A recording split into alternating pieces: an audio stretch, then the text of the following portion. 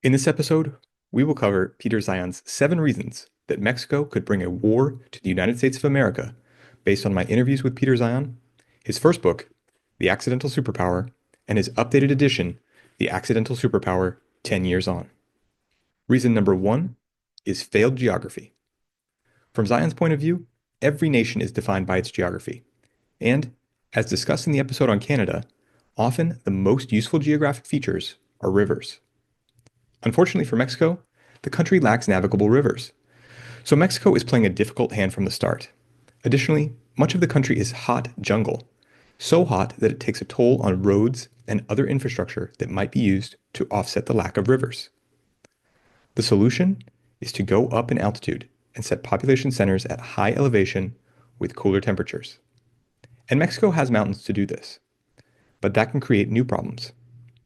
These mountain cities are not complemented by rich lowlands. So there isn't incentive to extend the infrastructure past the necessities for these population centers. Therefore, building things like highways is an enormous undertaking, a high maintenance project in the Mexican heat, and devoid of opportunity to benefit from the network effects of an interconnected system like the American interstate system. Moving things through Mexico must be done over and around mountains, using limited infrastructure that is under stress from the heat, all without a system of rivers. In the face of poor geography, Mexico has been able to avoid oblivion, which leads us to the second reason, the Four Horsemen.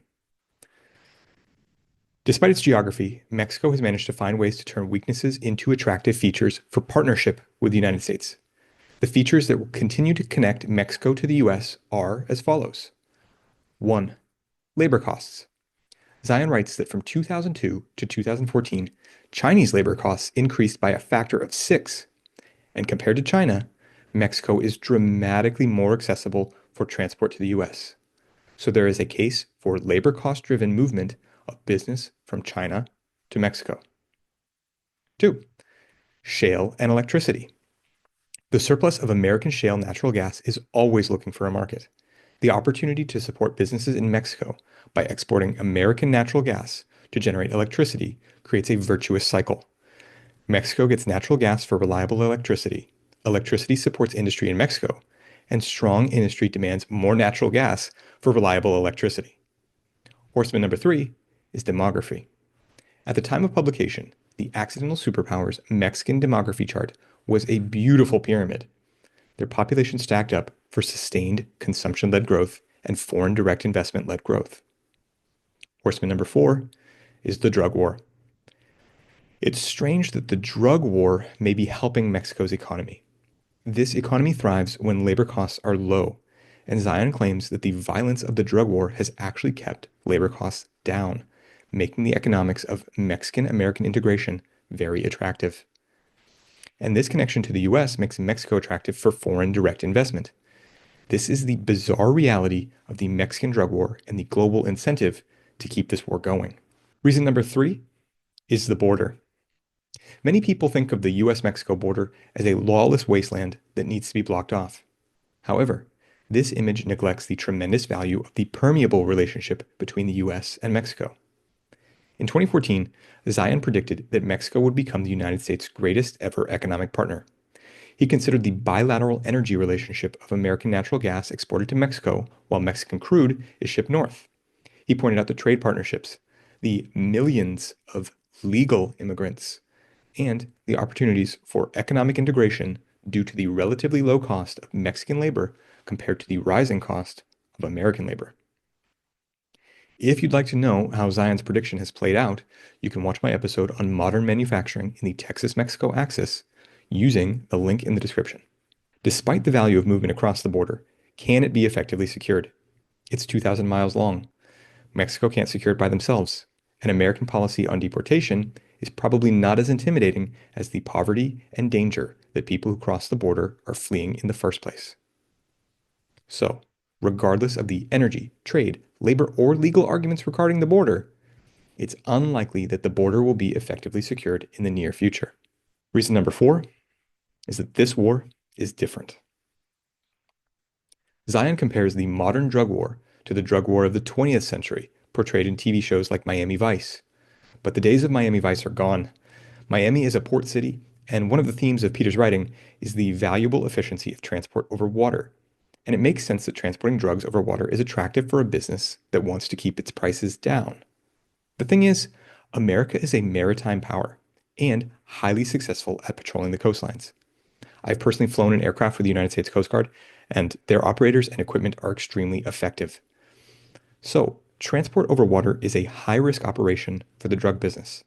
But remember, that's only important if you're trying to keep prices down. If you have a product where your customer is not price sensitive, like drugs, then you can afford to take on different challenges. And land transport is challenging. It is complicated by middlemen, regulations, infrastructure, stops, and many other things that don't exist on a big, flat ocean.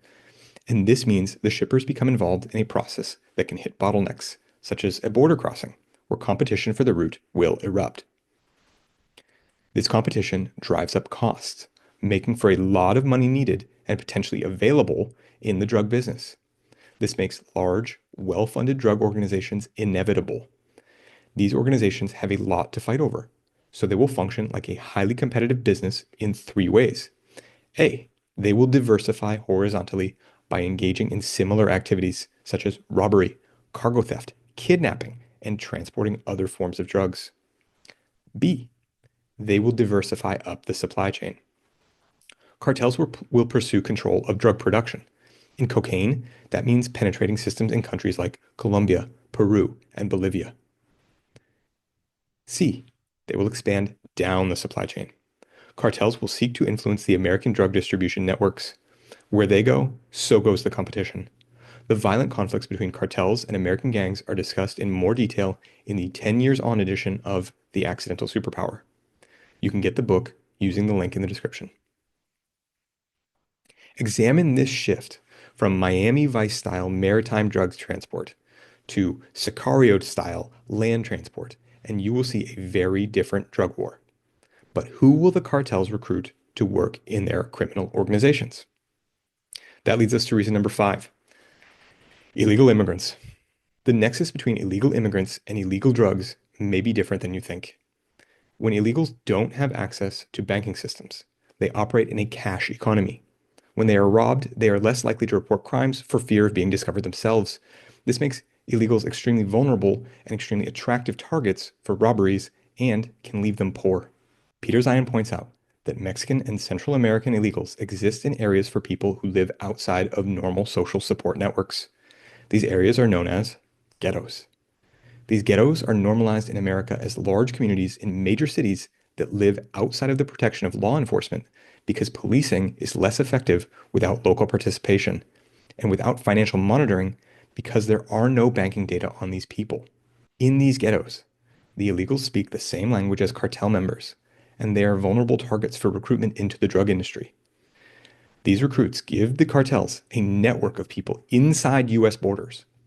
Pair this with the cartel's ability to inflict violence on American criminal organizations with what might appear to be gang-on-gang attacks, and you can see the clear path the cartels have been using, and will continue to use, to penetrate major American cities in order to expand their criminal organizations down the supply chain and directly into the American drug distribution network. That leads us to reason number 6, America's greatest threat.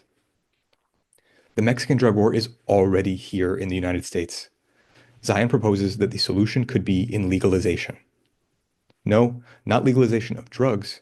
That's probably a wash because any problems avoided by not policing drugs could be offset by problems of higher healthcare costs and decreased work productivity. No, it's the legalization of immigration that might help. A greater opening of the border through worker and travel permits could transform the Spanish-speaking ghettos discussed in reason number 5 into areas where people with legitimate identification could store their money in banks. Police cooperation in these neighborhoods could be quickly increased, and anti-money laundering tools would finally have data to work with. This would make these areas less vulnerable to crime and make the people who live there less susceptible to recruitment by the cartels. It is not a panacea, but it is an interesting idea. Zeihan writes that if this problem is not solved, the conflict with the cartels will be not only horrible, like the Iraq War, but also fought right here in our home country. Zeihan says that more than Russia, China, or Iran, the Mexican drug war is the greatest geopolitical threat to the American way of life. And that leads us to reason number 7, the 10 years on perspective. On page 314 of his newest book, Peter explains that the American illicit drug industry is now worth over $150 billion per year, meaning a very high death rate and the lowest life expectancy in the developed world. He connects this industry to the work of cartels in Mexico and explains that El Chapo was a very business-like leader of his cartel and spread to the US for distribution and South America for production. As of Peter's writing, El Chapo is in jail, and a new cartel, Jalisco New Generation, has risen through violence, but not yet monopolized any border crossing. However, if they succeed, they will bring violence to the US and cause friction in US-Mexico relations. For Americans who find Zeihan's writing too comforting, consider that this would also jeopardize America's most important trade partnership. Zeihan says, quote, "Worry about that." I'm Brad Carr, and this is the third episode in a series on the most important ideas from my interviews with Peter Zeihan and his books. To catch the whole series, be sure to subscribe.